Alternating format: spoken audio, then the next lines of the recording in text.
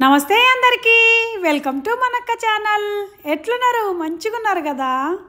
ఎంతో పవిత్రమైన మాసం కార్తీక మాసం. నేనైతే నెల మొత్తం చేస్తా, సోమవారాలు అయితే కొంచెం ఎక్కువ పూజ చేస్తా. ఇక మా వాడు ఫుల్ చల్లవని ఐకడు పోతూ వాడు బస్ ఎక్కిపోతాడు అన్నమాట. చిటితల్లినేమో ఇలా ఫుల్ చలి పెడుతుందని కాలర దింపొచ్చినాం.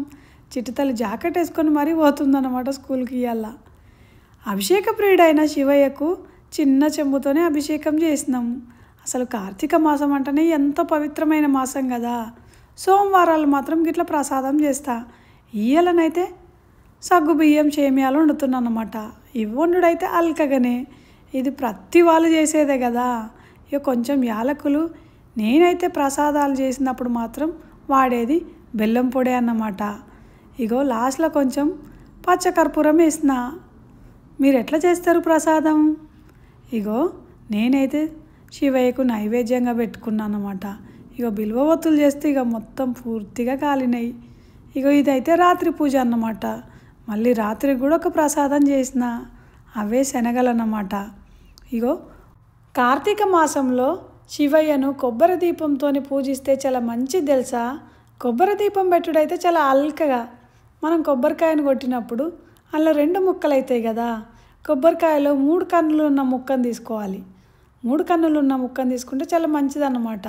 ఒక ముక్కను తీసుకొని అందులో నెయ్యి కానీ నూనె కానీ పోసుకోవాలన్నమాట. నేనైతే నెయ్యితోనే వెలిగిస్తున్నా. ఇగో నేనైతే చేసేదే చెప్తా, చెయ్యంది మాత్రం అసలుకే చెప్పనన్నమాట.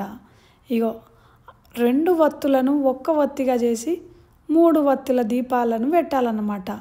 3 వత్తులు వేసి మళ్ళీ ఆ కొబ్బరి ముక్క మీద పసుపు కుంకుమ బొట్లు పెట్టి, దీపం అంటే కొబ్బరి ముక్కను ఉట్టిగానే పెట్టకుండా కింద ప్లేట్ల బియ్యం పోసి ఆ బియ్యములో ఈ ముక్కను పెట్టి, కొబ్బరి ముక్కను పెట్టి దీపాన్ని వెలిగించుకోవాలి.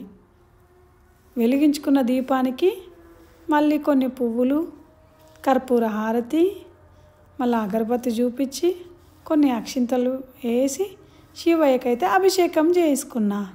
ఇక శివయ్యను ఈ కొబ్బరి దీపంతో మంచిగా స్మరించుకొని మా చిటితల్లి, మా వాళ్ళు, మేమందరం కలిసి శివయ్యకైతే అభిషేకం చేసినాం. శివయ్యకు అభిషేక ప్రియుడని నేను చెప్పిన కదా. నేనైతే చిన్నప్పటి నుంచి శివభక్తురాలను.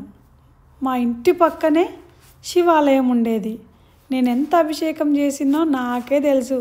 ఆ అదృష్టం ఇచ్చినందుకు శివయ్యను శివనామ స్మరణ లేని రోజు అంటూ నాకు ఉండదన్నమాట. శివయ్యను బోలాశంకరుడు అంటారు. ఎందుకో తెలుసా? చిన్న చెంబ నీళ్ళకే కరిగిపోయి మన కోరికలను చిటికలో తీరుస్తాడు. చిన్న చెంబ నీళ్ళతో భక్తితోని అభిషేకించుకుంటారని ఈ వీడియోను మీ ముందు దాకా తీసుకొచ్చిన. అన్నట్టు నా వీడియోని ఎక్కువ మందే చూస్తున్నారు, లైక్ మాత్రం ఒక్కరు చేస్తలేరు.